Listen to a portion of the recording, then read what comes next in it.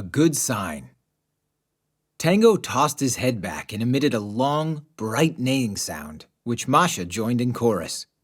The two wild horses sensed that something was in the air when Bibi and Tina took them out of their stalls early that morning. The friends cleaned Tango and Masha thoroughly, while Snowball frolicked about. After brushing the horses' manes and tails, Bibi and Tina bridled and saddled them, then loaded their supplies. Janosch and Andreas got up very early as usual. They too came to the stable to say goodbye to Bibi and Tina. Janosch had wrapped several packages of provisions for them, which the two girls put in their saddlebags. He cautioned them once again not to ride further than Hortobaji if Mikosch and the horse herders were not there. To the east of Hortobaji lies the Erdospuszta, the forest puszta, Janosch explained. It is much rougher and wilder than the puszta you know, and you can easily get lost there. But after this warning, Janosch still had something on his mind. If you find Mikosch, he began hesitantly. Well, I must admit that I miss him a lot. Perhaps you could tell him that everything can still be discussed. You know, this thing with the boarding school. We'll tell him that, Tina promised. We'll bring Mikosch back. I'm sure of it, Bibi added. Janosch was deeply moved.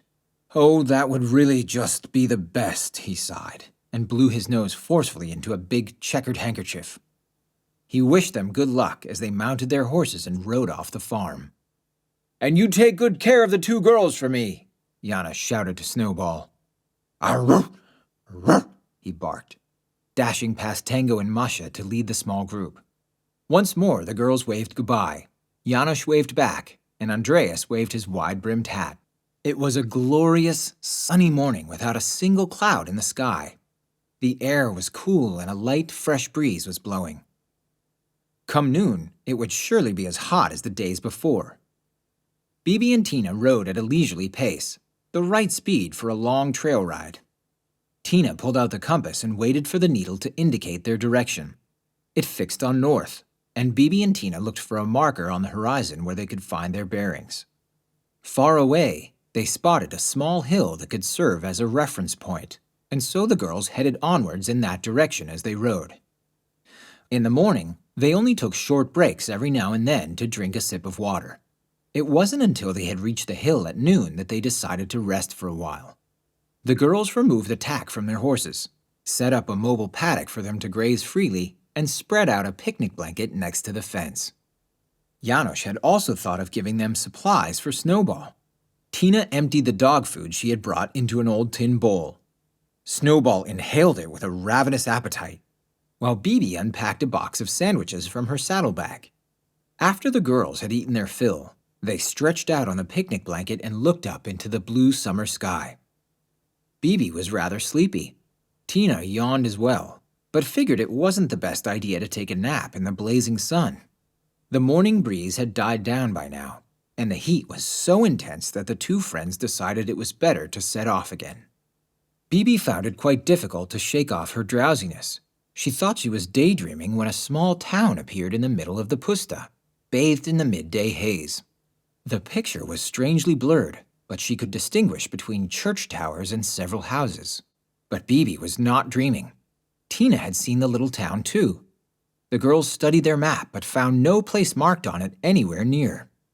At the edge of the town, they saw a bridge with 9 arches, and they remembered what Janosch had told them the previous night. Such a bridge led to Hortobaji. But how could Bibi and Tina, at this relaxed walking pace, have covered the entire distance in only half a day? That was impossible. Janosch had estimated it would take them at least 2 full days before they arrived. Suddenly, the picture faded. The church towers and houses became transparent and vanished into thin air. Moments later, the picture became clear again. But now everything had doubled. Even more houses and church towers appeared before Bibi and Tina's eyes, and now there were 2 9-arched bridges. Bibi and Tina froze.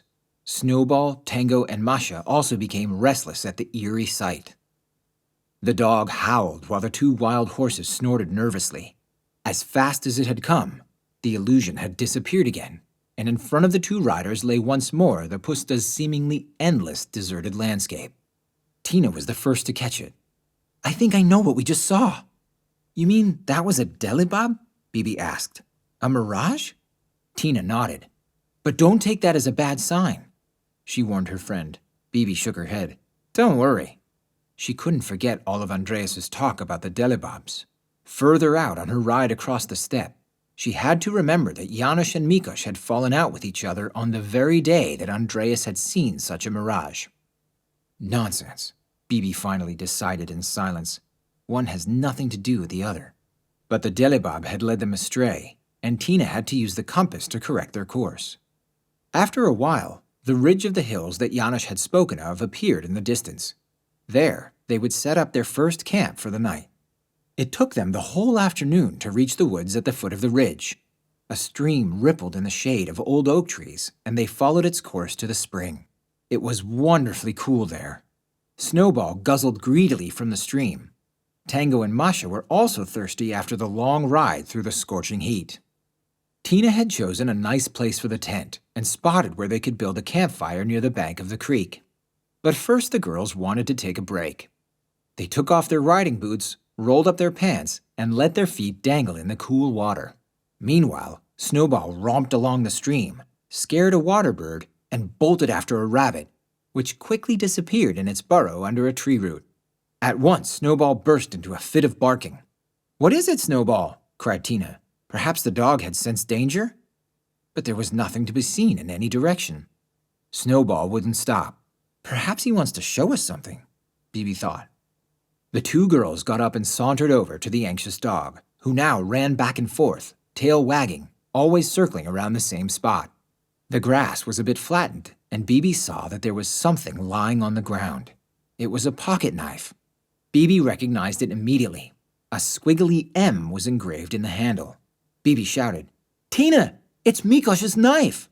She could hardly believe it. So Mikosch had been here, at the exact spot where Bibi and Tina wanted to pitch their tent. He had also pitched camp with the Chicos. They were on the right track. Mikosch had indeed ridden with the horse herders to Hertobaji. "You can say what you want," cried Bibi, beaming with joy, "but this is clearly a good sign." Good news, bad news. That evening, Bibi and Tina were in high spirits. Both were firmly convinced that they would soon find Mikosch. They happily put up their tent, collected dry branches in the small wood, and made a fireplace with stones from the creek. As the evening set in, they sat around the crackling campfire. For supper they had potatoes, which the girls had roasted in the embers. Bibi wondered what Mikosch was doing, whether he was also sitting around a campfire, together with the Chicos, whether he was looking up at the stars as well. Or maybe he was thinking of Bibi, as she was thinking of him now? "Soon, Mikosch," Bibi whispered. "Soon we'll meet again." The girls decided to go to sleep. Snowball curled up in front of the entrance and would bark immediately if he sensed danger. But in the night, everything remained silent. Bibi and Tina slept soundly until the next morning. They washed themselves in the clear stream and after a hearty breakfast, set off for their next voyage. They soon came to the swampy terrain Janosch had told them about. They followed his advice and stayed on the narrow paths that the herds of cattle had trampled into the ground. They hadn't yet seen anything of the cattle on whose paths they rode. It was only when they had crossed most of the swamp area in the afternoon that they encountered a herd.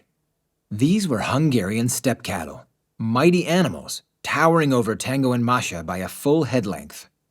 They had grayish-black hides and broad horns, thicker than a strong man's arm. Bibi and Tina were not at all comfortable when they rode past them, and they tried to give the horns a wide berth. "Don't worry, my cattle are quite peaceful," shouted a kindly elderly gentleman. It was the Gulyash, the cattle herder. Bibi and Tina talked to him for a while and told him where they were going. "You love and respect nature," he said. "Unlike your compatriots in the jeep yesterday." The two friends suspected something bad. A jeep had passed by here? 3 men were sitting in it, reported the herder.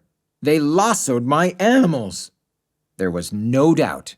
It could only have been those 3 guys from the train, Steve, Carl, and Johnny. "Did they catch one of the cattle?" Bibi asked in horror. Fortunately, they had not. The herdsman recounted to the girls how he had run after the jeep, ranting, which then drove off in a southeasterly direction. "So not to Hortobaji," remarked Tina with relief, who had already feared that they might run into the men again. It was time for the girls to ride on. They said goodbye to the kind herdsman, who wished them all the best for their journey. "Vi sunt Latasha," he shouted after them. "Goodbye." Several hours had passed when Bibi and Tina reached the abandoned windmill that Janosch had recommended for their campsite. The area around the mill was dry, so the friends could pitch their tent without any concern. Tina used a wooden bucket to scoop water from the mill's draw well and give Tango, Masha, and Snowball a drink. That evening, Bibi and Tina again sat around a cozy, crackling campfire and braised peppers in a small pan from their camping gear. They also ate bread, which they toasted over the fire. Both Bibi and Tina could feel their eyelids getting heavy. The ride through the swamp had been exhausting.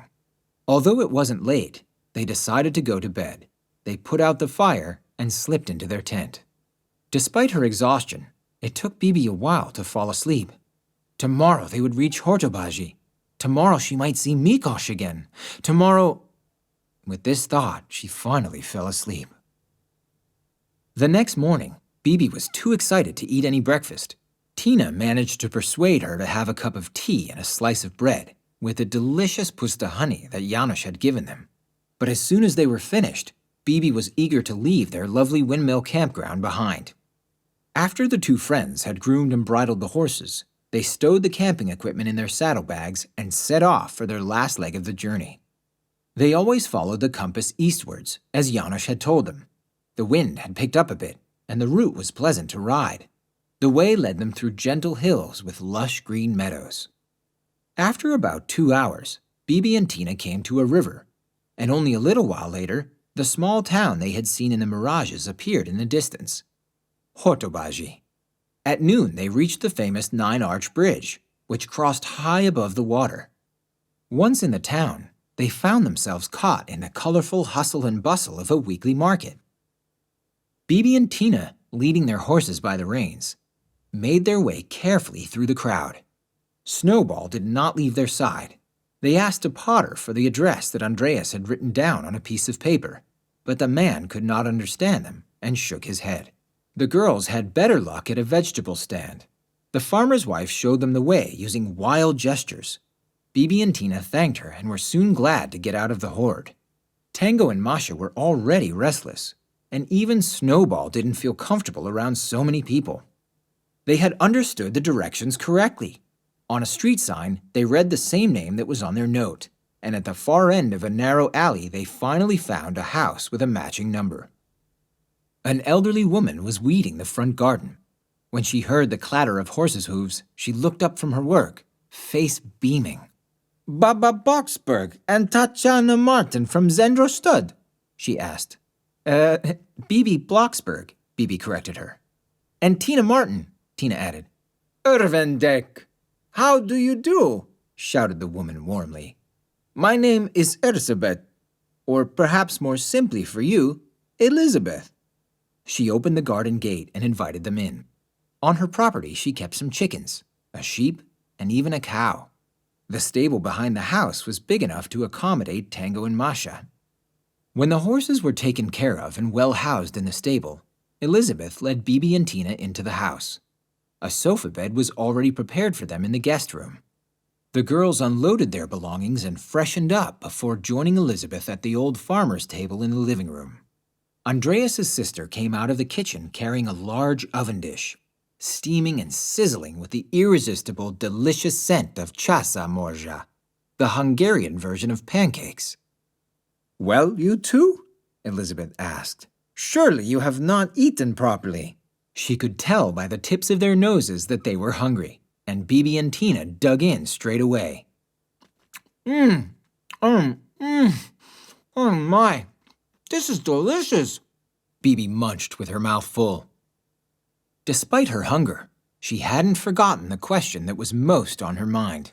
She was eager to finally find out whether Mikosch had actually arrived in Hortobaji with the horse herders. After she had devoured a few bites, she asked Elizabeth about the Chicos. Andreas's sister hesitated with her answer. Well, children, she finally said, I have good news and bad news about that. Bibi was so frightened that the last bite got stuck in her throat. Tina also forgot to chew and stared expectantly at their hostess. 2 days ago, a group of Chicos did indeed arrive, Elizabeth continued. Among them was a boy of your age. A really handsome boy with dark curly hair. That sounds just like Mikosch, right, Bibi? Tina said teasingly, but her friend was not in the mood for jokes. If that was the good news, what's the bad news? She asked. Elizabeth hesitated again. She sighed and said, The group has already ridden on, towards the east. It took a moment for Bibi to understand what that meant. East of Hortobaji lay the Puszta forest. Janosch had warned Bibi and Tina not to ride there under any circumstances. They had promised him to turn back if they didn't find Mikosch in Hortobaji. As it looked now, there was nothing else they could do. They had to keep their promise and return to Szendrö. In the east of the wild Puszta. Bibi had lost her appetite and pushed her plate away sullenly. Tina was no longer hungry either. I'm sorry you made the trip here for nothing, Elizabeth said sympathetically. Crestfallen, Bibi fixed her gaze on the tablecloth pattern before startling the others with a rocket-like launch out of her chair. No, we didn't, she cried. Elizabeth, when did the Chicos ride on? Early this morning, she answered, frowning suspiciously. Why do you want to know that? If they left early today, Bibi thought aloud, they can't have gone far. They are a large group and they have no destination. They're just wandering around in the Puszta with their herd, right? Elizabeth didn't quite understand what Bibi was getting at, but Tina knew exactly what she was thinking. You want to ride after them? She asked, even though Janosch has forbidden us? Bibi nodded, barely able to conceal the smile forming across her face. She was not ready to give up. Bibi knew that she and Tina could move faster than the group. With a bit of luck and unwavering determination, they would surely find Mikosch. We won't have to ride far into the forest, she offered, trying to ease Tina and Elizabeth's concerns. Surely it can't be dangerous for us there. Elizabeth weighed this over carefully. She was uncomfortable with the idea of letting the girls ride east alone. How will you find Mikosch? She said. The wood Puszta is big. The Chicos could be anywhere. That's easy, Bibi was convinced. We'll have someone with us who can track them. This someone was of course none other than Snowball, and he confirmed Bibi's words with a powerful bark. Elizabeth smiled. She knew only too well how important this was for the girls. They had ridden such a long way, only now to return empty-handed. Very well, she finally said. Go after him. Bibi was elated. Tina was also glad that they would continue the search for Mikosch, but Elizabeth only allowed the girls to go on one condition. They had 3 days. If they had not found them by then, they were to return to Hortobaji. Until then, Elizabeth would have to delay her brother Andreas and Janosch. She would call them today to tell them that Bibi and Tina had arrived safe and sound. If they asked about Mikosch, Elizabeth would tell them something that came closest to the truth. That Mikosch was somewhere around here, but the girls had not yet found him. In the meantime, the sun had long set and the night sky was already speckled with stars. Bibi and Tina hadn't noticed how quickly the time had flown by. They helped Elizabeth to clear the table, wished her good night, and went to bed. Bibi and Tina woke up the next morning to the first rays of sunshine. Their hostess had been awake a while before them to feed the chickens and milk the cow. The two friends freshened up and helped her make breakfast. As they sat together at the handcrafted farmer's table, Elizabeth told them about yesterday's telephone conversation. Janosch had been uncomfortable about the girls wanting to continue their search, but he hadn't forbidden them either, so this hurdle had already been cleared. Oh, Elizabeth, you're the very best, Tina rejoiced. But to the girls' astonishment, Andreas' sister remained very serious. She seemed to be worried about something and nervously brushed a few breadcrumbs together on the tabletop. Elizabeth? Bibi asked. Is something wrong? You'll probably think I've lost my marbles, she said. She reported that her brother had called early in the morning to warn Bibi and Tina that he had been awakened in the night by the call of an owl. "You must know that these night birds announce the coming of misfortune," Elizabeth said, "at least when they are on the roof of a house." Bibi and Tina nodded. Andreas had told them something similar when they arrived at the stud farm. "Andreas got up," Elizabeth continued, "and looked out the window. The moon shone brightly on the roofs of the stud farm, and that's when my brother discovered the bird." But of course he was sitting on a roof, Bibi thought. Where else? She tried to suppress a smile, which she could only do with difficulty. When she shot a secretive glance at Tina, her friend winked at her. Apparently, they were both thinking the same thing about this owl story. After a meaningful pause, Elizabeth continued in a voice teeming with doom. "The owl was sitting on the roof of the stable, exactly on the spot above Baboshko's stall." Andreas was firmly convinced that Mikosch would not return to Szendrö stud. Baboshko's stall would remain empty from now on. The horse, like Mikosch, would be resigned to an itinerant, aimless life in the wild puszta, never again to truly find a place to call home. An awkward silence hung over Elizabeth's living room, broken by Bibi's decisive headshake. "No," she said resolutely. "Whatever Andreas saw and heard, I do not believe the future is fixed." "I agree with you," said Tina. "Only when we have found Mikosch and talked to him will we know whether he wants to return to Szendrö stud or not." Elizabeth didn't seem quite convinced, but she finally nodded. "You're right. You shouldn't let this superstition turn you into a fool." It was soon time for Bibi and Tina to leave. After cleaning Masha and Tango thoroughly, they saddled their horses and loaded them with their supplies. Elizabeth accompanied them to the river, along which the Chicos had ridden further east. She led the two friends and their horses down the road, and soon they had reached the outskirts of Hortobaji. Snowball ran ahead of the group. When he reached the bank of the river, he seemed to have discovered something. He set into a barking frenzy and jumped up and down excitedly. As the girls and Elizabeth approached the spot, they recognized hoofprints in the marshy ground. Here, a group of riders had also followed the course of the river. Bibi took out Mikosch's pocket knife and held it under Snowball's nose. "Find him, Snowball," she called out. "Find Mikosch." The dog sniffed at the knife handle. With his muzzle just above the ground, Snowball set forth on a mission, pacing back and forth, retracing the whole area until rooting himself in one spot and announcing with a tremendous bark that he had finally caught the scent. Bibi and Tina embraced Elizabeth and bid her farewell before mounting their horses. "See you in 3 days at the latest," Andreas' sister called after them. "All the best, you two."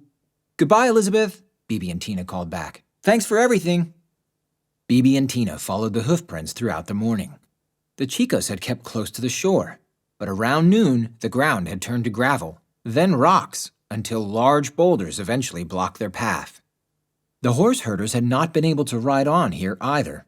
Snowball had already sniffed out which direction they had taken.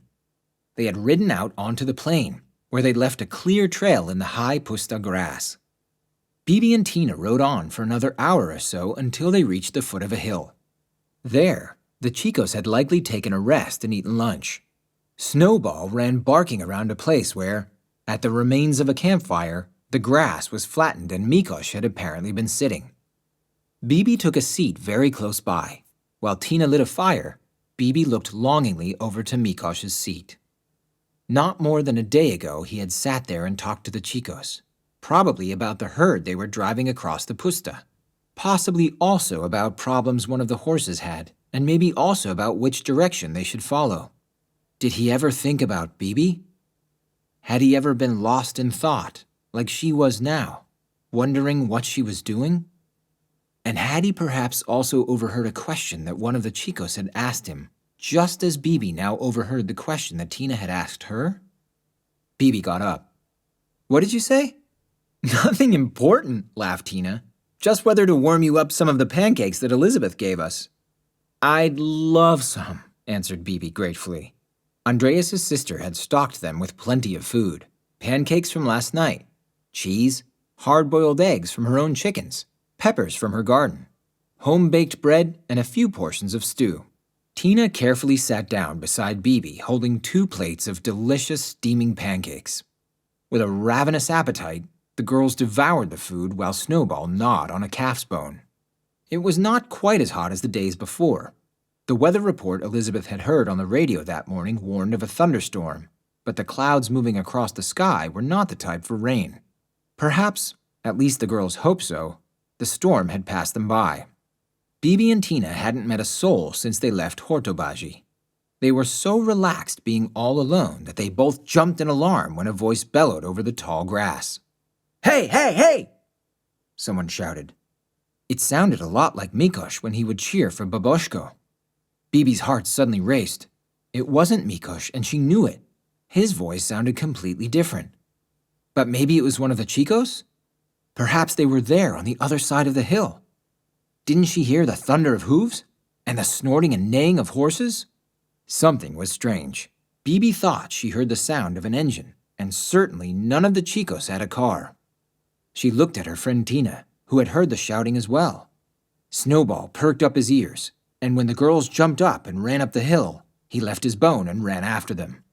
Bibi and Tina fell speechless when they looked out over the hill.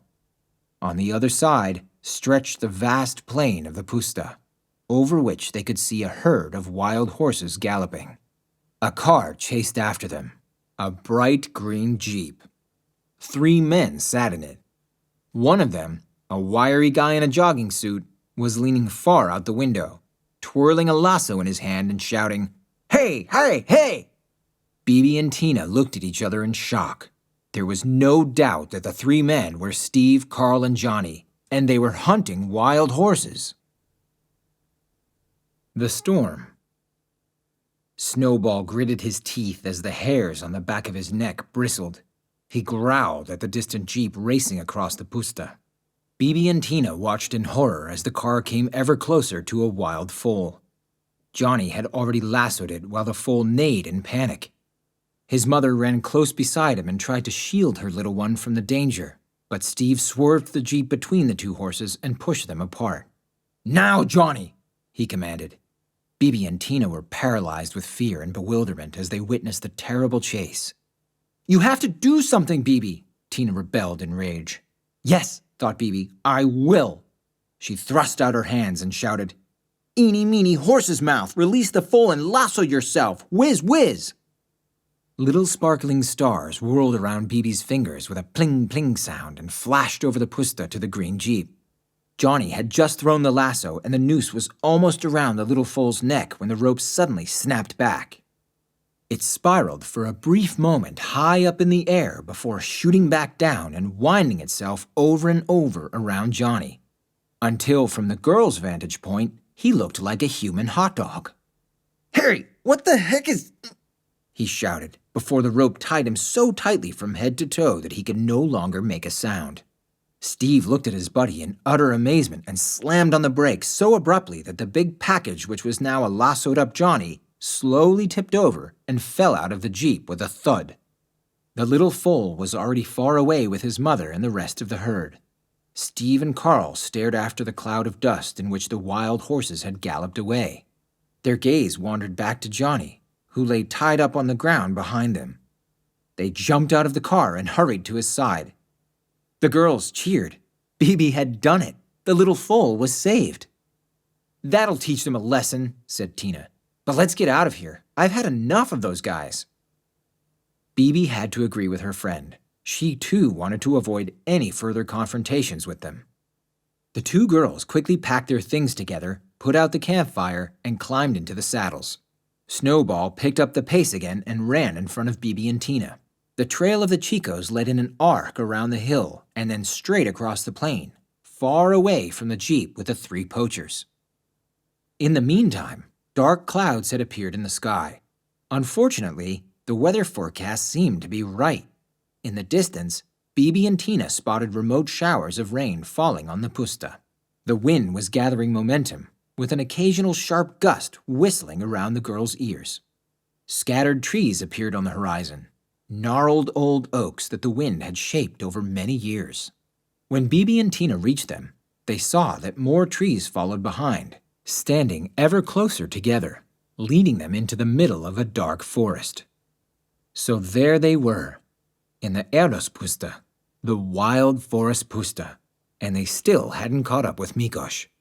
The rain began to fall heavily. The horse herders had followed a narrow path, maybe a path where the Chicos had been driving their herds for centuries. Bibi saw nothing but lush, dark green everywhere about her. Mosses and lichens entwined themselves around the trunks of the trees.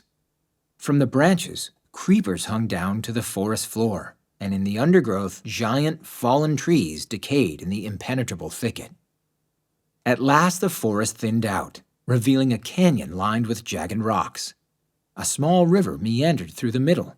The wind had still not subsided, but had also broken the cloud cover overhead, offering the girls a clear view of the low-setting sun as it bathed the rocks in red twilight.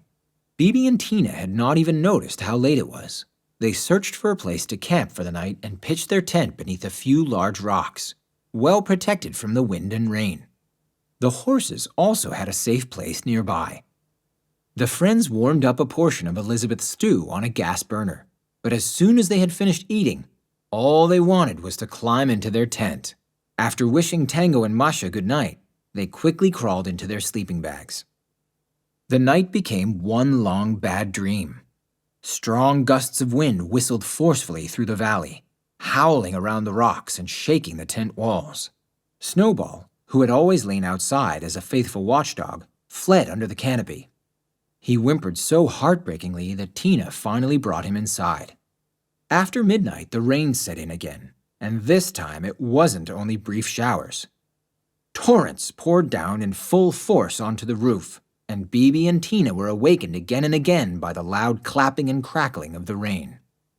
To make matters worse, the wind had changed direction, and their camp was no longer protected by the rocks. Blasts of wind made the tent poles creak and pushed the roof down so far that it hung just above the two girls' nose tips. To their dismay, the tent was not as weatherproof as Andreas had thought when he had given it to them. In the early morning, Bibi noticed that her feet were wet. She reached for her flashlight and saw in the light beam how thin trickles of rainwater had made their way through the tent. Tina had not been spared either. As she rolled restlessly back and forth, she slipped off her mattress and splashed face down in a puddle of water. "Ugh!" she squeaked, pulling herself up. Her wristwatch showed just after 6. She saw that Bibi was already awake and petting Snowball, who had snuggled up close. "Let's pull down the tent and dry ourselves in the wind," Tina suggested. "But we'll get soaking wet outside," Bibi interjected. "Whether we get soaking wet inside or outside doesn't matter anymore," Tina replied. "But if we stay here, we'll get blown away with the whole tent."